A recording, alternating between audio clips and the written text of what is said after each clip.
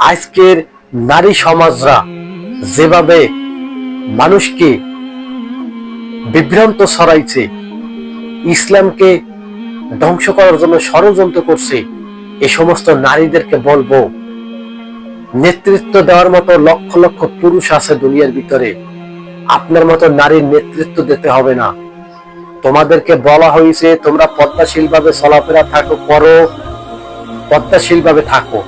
তোমাদেরকে বলা হয় নাই লক্ষ লক্ষ জনতার সামনে এসে তোমরা উঁচা গলায় তোমরা নেতৃত্ব দেবা। এই সমস্ত নারী নেতৃত্ব আমরা চাই না।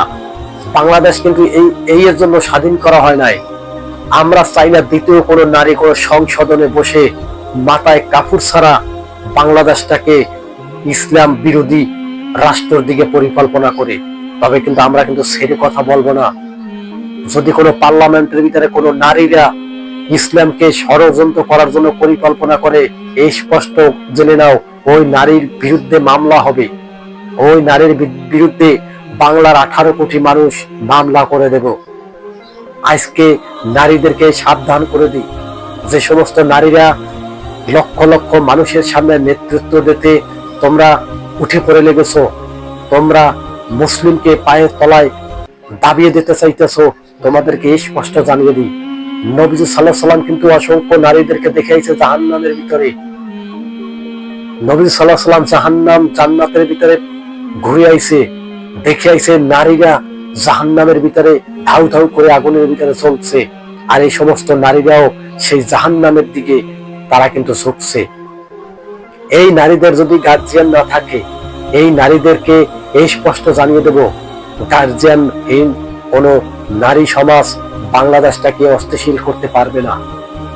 আমরা কিন্তু সেই আজাদিনের সেই দল, আমরা কোনো ন্যায় বিচার ছাড়া কোনো রাষ্ট্র গঠন করুক চাই না। এ সমস্ত নারীরা চাইতেছে বাংলাদেশকে ইসলাম বিরোধী করার জন্য। ওরা উলঙ্গ হয়ে থাকতে পারবে, ওরা পোশাক পরবে না, ওরা চাইতেছে নিজের ইচ্ছা মতো স্বাধীনভাবে পরিচালনা করবে, কিন্তু তা হইতে দেওয়া হবে না। এই দেশটা স্বাধীন করা হয়েছে ছাত্র সমাজের এবং অসংখ্য পরিমাণ মানুষের রক্তের বিনিময়ে। রক্ত যদি দিতে হয় রক্ত আবার দেব, কিন্তু এই দেশকে কোনো নারী নেতৃত্ব দিতে পারবে না। সোশ্যাল মিডিয়া এসে কোনো পর্দা ছাড়া কোনো নারী সোশ্যাল মিডিয়ায় এসে নেতৃত্ব দিতে পারবে না, পুরো বাংলাদেশটাকে রাজত্ব করতে পারবে না। একমাত্র পর্দাশীল যে নারী থাকবে, ওই নারীরাই এসে নেতৃত্ব দিতে পারবে।